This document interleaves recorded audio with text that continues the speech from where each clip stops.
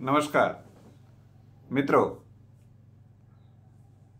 नववर्षे संकल्प या संदर्भात मी अगोदर काही माहिती सांगितलेली आहे। आज काही दुसरी महत्त्वाची काही माहिती सांगणार आहे। आज 1 जानेवारी 2024 नववर्षाच्या पहिल्यांदा आपणा सर्वांना मनापासून शुभेच्छा देतो। तर आपण बरेच संकल्प करतो, त्यातला आज आणखीन एक संकल्प मी सांगणार आहे। बरेचदा काय होतं आपल्या आयुष्यामध्ये, अनेक व्यक्ती येतात, निघून जातात, किंवा अनेक व्यक्ती आपल्या आयुष्यात येतात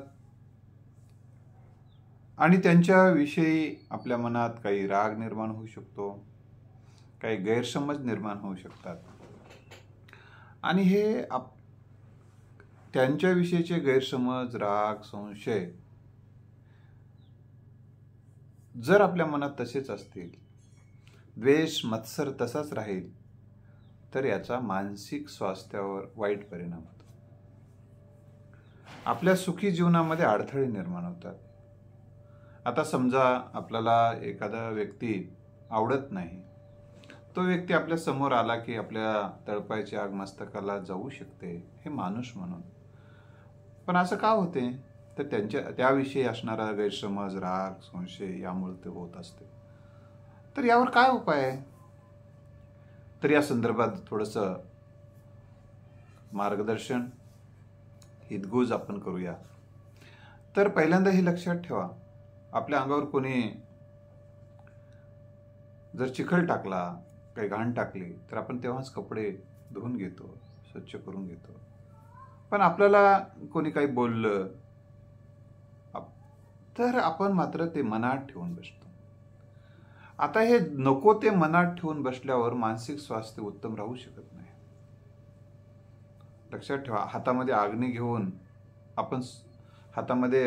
अग्नी घेतला तर शीतलता प्रदान नाही होऊ शकत। त्याचा राग, द्वेष, मत्सर, संशय, गैरसमज जर आपण मनात घेऊन जगू लागलो तर आपण मानसिक दृष्ट्या स्वस्थ, आनंदी नाही राहू शकत। मग कपडे आहेत, अन्न, वस्त्र, निवारा सगळ्या गोष्टी आहेत, परंतु आपल्याला जर आपल्या मनात नको ते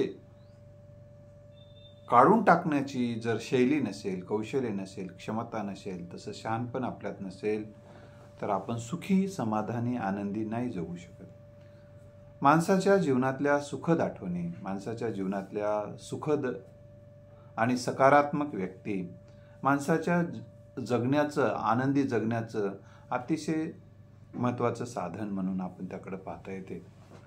ज्यांच्यासोबत आनंदी आठवणी नसतात किंवा आनंदी व्यक्ती नसतात, आता बघा, ज्या व्यक्तींना तुम्ही डोक्यात ठेवता, ज्या घटना प्रसंगांना तुम्ही डोक्यात ठेवता, ते जर नकारात्मक, त्रासदायक आठवणी आणि त्रासदायक व्यक्ती असतील, तर त्याचा त्रास कोणाला होतो, तर त्याचा त्रास तुम्हालाच होणार आहे। एक व्यक्ती म्हणाला की एका व्यक्तीनं माझ्यासोबत लग्न करतो म्हणून वचन दिलं आणि तो आता करत नाही म्हणतोय, मला धोका दिलेला आहे। मग काय, मग त्याच्यावर उपाय काय नाही, त्याचं लग्न झालं म्हणे।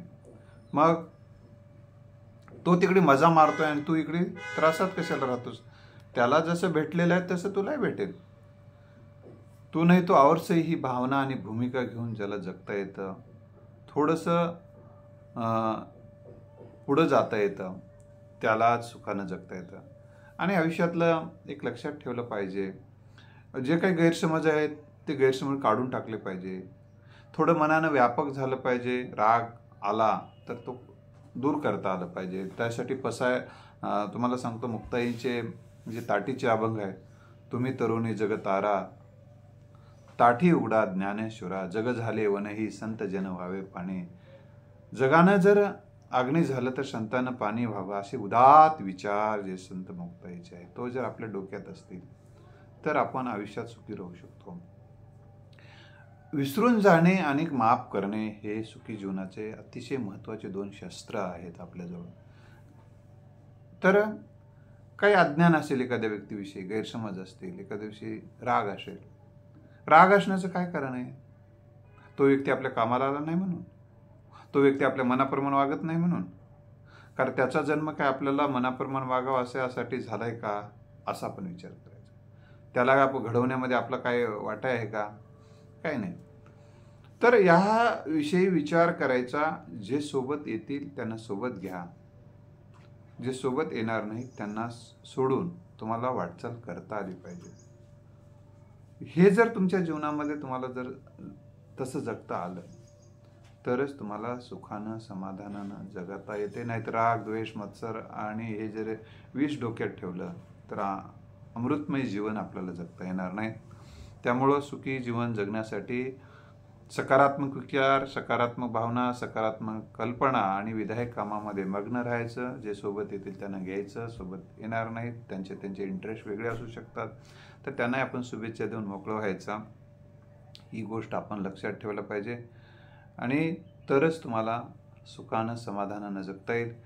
ज्यांनी आपल्या जीवनामध्ये आपल्याला सहकार्य केलेलं आहे त्यांच्याविषयीची कृतज्ञता मनात बाळगणं हा सुखी जीवनाचा एक मार्ग आहे.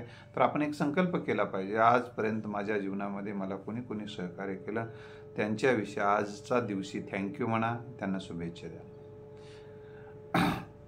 आणि दुसरी महत्त्वाची गोष्ट म्हणजे जे काही तुम्हाला सहकार्य करू शकले नाहीत, करू शकत नाहीत, त्यांची मजबुरी आहे असं समजा किंवा त्यांची इच्छा नाही असं समजा, त्यांना सोडून देऊन तुम्ही तुमच्या जीवनाची वाटचाल सुरू करा.